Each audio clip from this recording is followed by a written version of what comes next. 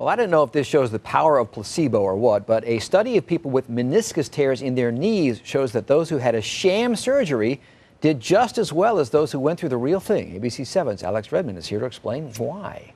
Faked doing it without the actual blade on the implement. So it's pretty interesting. So are we learning that there are some things we shouldn't have surgery for, or are we learning really the power of the mind to heal our bodies? I think we're actually learning both. All right. Alex Redmond reporting for us tonight.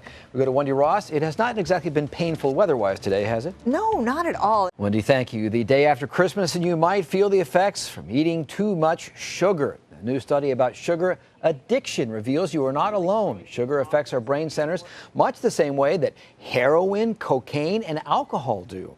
Warning signs of sugar addiction include a need for sugar when you wake up, irritability if you don't have it, going out of your way to get it, or secretly eating sugary snacks.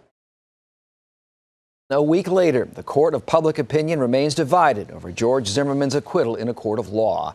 Protests around the country today, including here on the Sun Coast, reflect the outrage some people still feel. But can they channel that anger into an effort that changes anything? ABC 7's Trevor Shirley is here with that story. Trevor.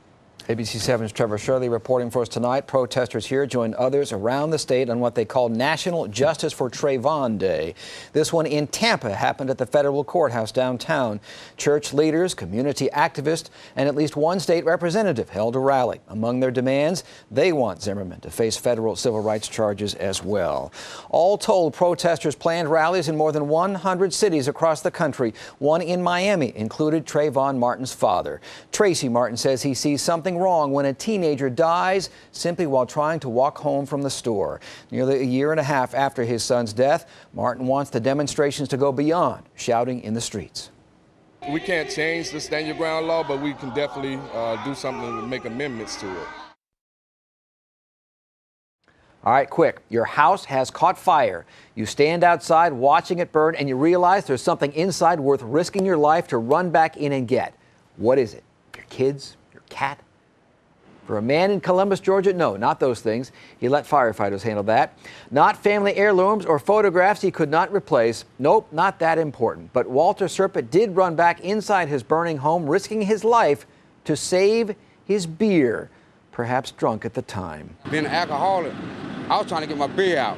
As you see, Serpent lived to tell the tale and apparently to drink the beer. He and others inside the home at the time of the fire blame it on a newly installed water heater. But this next story is the one that will outrage you. And I will tell you that we're just going to show you a generic video of pelicans and not the actual victims. You'll be glad about that when you hear the details. In the Florida Keys, wildlife officials have found brown pelicans with the pouches in the bottom of their bills slashed open. Now, the birds use their pouches to catch their food. Without them, they can't hunt or swallow food, and they slowly starve to death. So far, officials have found 10 pelicans dead and have seen others flying around with their pouches slashed, meaning more could die these slow, cruel deaths. They have seen birds with slashed pouches from Sugarloaf Key all the way down to Key West.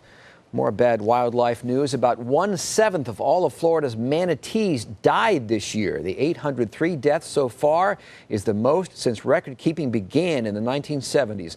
Scientists blame a massive red tide bloom in southwest Florida for many of the fatalities. The previous record happened in 2010 after a long cold snap. Before this year, scientists estimated that Florida had about 5,000 manatees living in its waters. An 8-year-old girl in Pennsylvania battles leukemia, and doctors say she has just days to live. Jamie Stover has the story of how nearly 10,000 people gathered together to help Lainey Brown fulfill her last Christmas wish.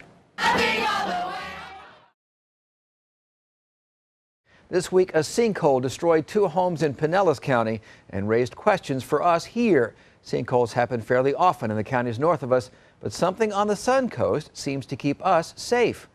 What is it? A boat listing astern on land usually means bad news. The ground beneath it in Dunedin gave way.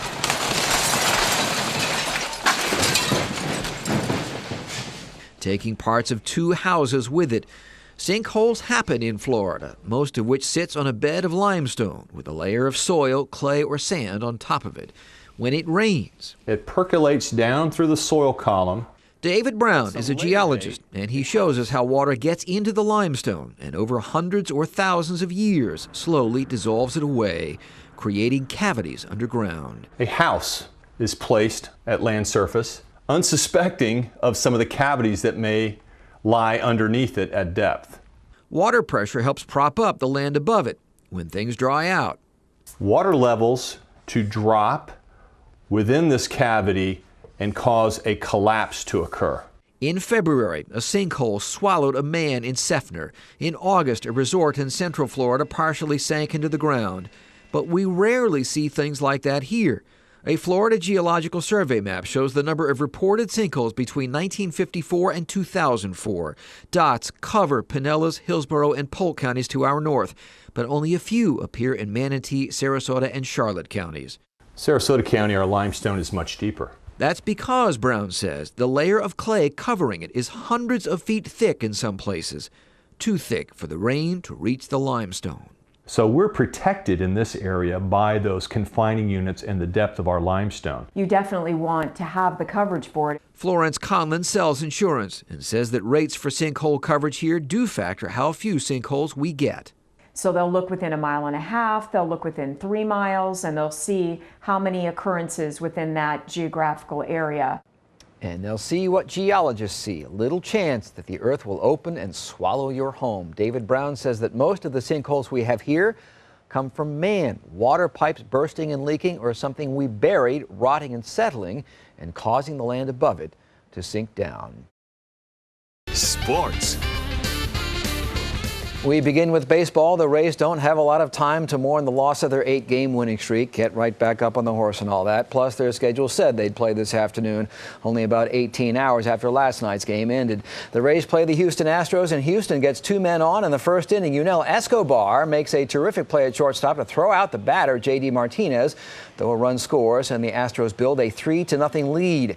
The Rays cut a big chunk out of that lead on one swing by Luke Scott in the 5th inning. He sends his 8th home run of the year into the right field seats, and the Rays trail only 3-2 for Mr. Mutton Chop there. 5th inning still, man on third, Desmond Jennings bunts. Watch, he eludes the tag. He's safe, and it drives in a run to tie the game. How about that? 6th inning, Luke Scott again. Not a home run this time, but the base hit drives in a run to give the Rays the lead 4-3 on the way to their 13th victory in their last 15 games as Fernando Rodney closes out the Astros to end the game.